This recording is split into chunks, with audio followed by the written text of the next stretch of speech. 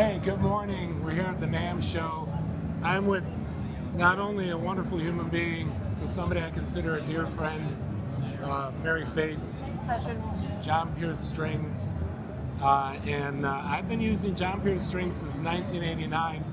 I said that once, and somebody said, I hope you've changed the strings since then. So yes, so to clarify, I've been using the brand since 1989. Use the silk and bronze and getting all the plugs in here, Yeah. you know. And I think since then, I've always been called in and talked to Mary Faith, Raj, and everybody. And these people are just wonderful. So I wanted to visit you, Mary Faith, and ask you to give a little history of John Pearse strings. Oh my.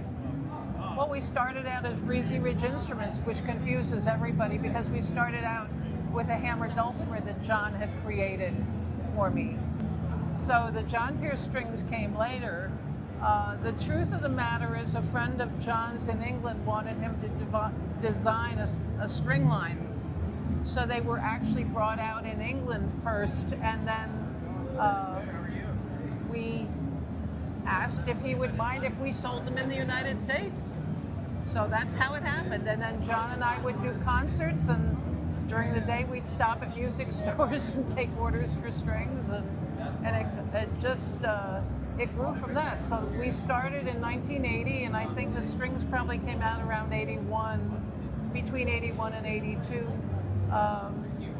In 83, Doc Watson spoke about us for 3-column inches in frets, and that really kind of blew the lid off on us. And it was at a time when John was in the hospital, and it was a time when we really were at a place where we could have let it drop. And because there was all of a sudden this demand, because everybody was responding to what Doc had said, we decided, well, even if he couldn't perform anymore, we'd still be able to do the strings. So it saved our lives back then, and been doing it ever since. So he came up with the ideas, and he knew the product, and he was a madcap inventor, and I'm a down-to-earth person. I learned how to use a computer, God help me. That's how it all started off. And it has been a blessing for us. What I love, I was just talking to somebody this morning, they said, what is it that makes these strings different from other strings? And, you know, there is all sorts of things that make them different. But I think the bottom line is it's the love we put into it, and the love that we believe in, and the intention that our strings, okay, you can't see it on here. I've got a phrase, music really does make the world a better place. I believe that every time a musician takes out a guitar and wants to play, and that guitar sounds good, whatever musical notes they make changes the vibration of the whole. If someone takes out their guitar and it sounds awful, they're going to put it back in the case and not play. And we're all the lesser for it. So, I mean, this is, well, they just handed me my bumper sticker. I printed over 250,000 of these at this point. That's what kept me going. I've always run the company, but I've been running it pretty much on my own since 2002. And that's the reason, because I truly, honestly believe that we work for unconditional love and making the world a better place.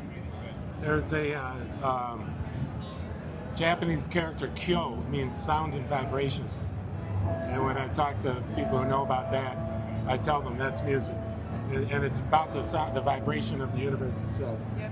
You know, so I agree with everything you said there, and I've always loved whenever you say that. And that's one of the things too I've always enjoyed. It's like I'm just placing an order, you know. We make custom sets for Michelle, who's filming over here, and for my baritone guitar.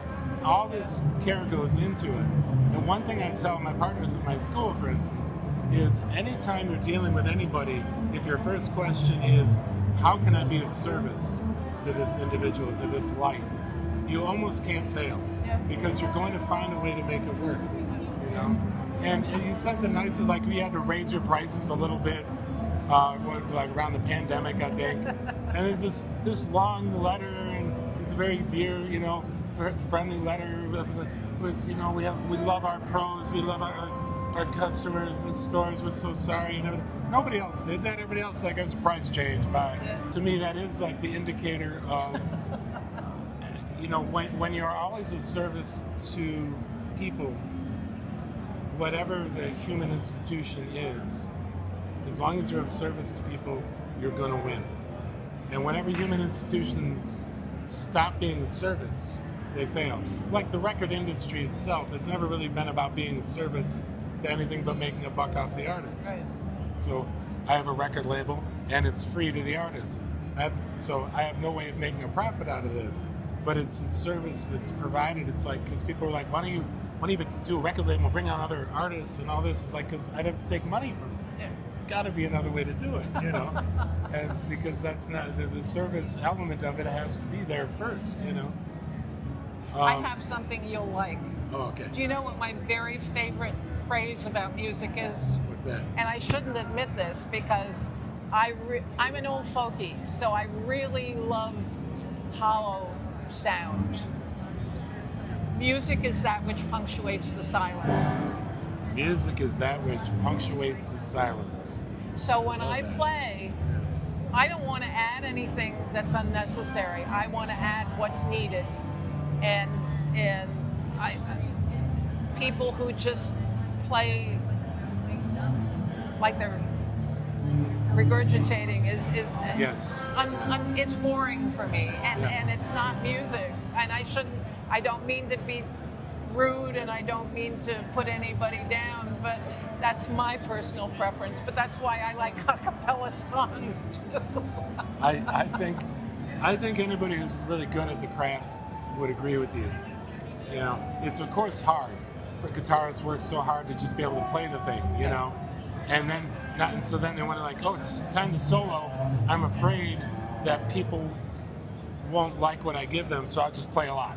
But if you use like John Cage, 4 minutes and 33 seconds, it's a piece of silence that he composed. And I'd give that to fifth graders in schools in Chicago in the inner city and ask them what does this mean, and they'd tell me. I'd have adults do it, and they'd be like, this is the stupidest thing I've ever, But fifth graders would be like, first you have to listen. They figure it out like that. So we also, if we can keep that youthful element to who we are, constantly expanding our lives and growing as individuals, we can't lose. And I think that's what music gifts us at all times. Well, I have to tell you that one of the things that's kept me going when things have been complicated is exactly this sort of thing. I really haven't done much playing since the company started, to be very honest, because that's where my creative energy goes. But the bottom line is, this is what keeps me going. The fact that people love the strings, and it makes a difference, and that's sufficient for me. Yeah. I love that you mentioned that the business is a creative enterprise, because that's an important message to musicians everywhere who say, oh, I don't really want to be troubled with the business side of things. Entrepreneurialism translates as embarking on an endeavor without any guarantee of return.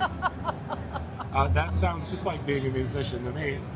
So it's a creative enterprise. Well, I have to tell you, I upset John one day. I said, you mean you thought you started a company to make money?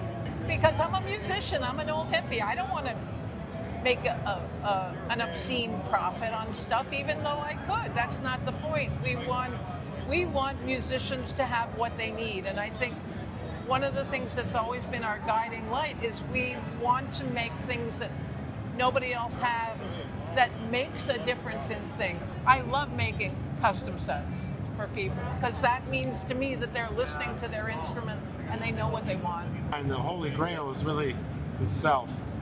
So I've got all my stuff set, my gear's just the way I want it. Now I get to just be and to play, and the world is a better place. Yeah. Right? If I weren't passionate about this, I wouldn't be here. Thank you so much. My pleasure. It's great to see you. Thank you, dear. Thank you.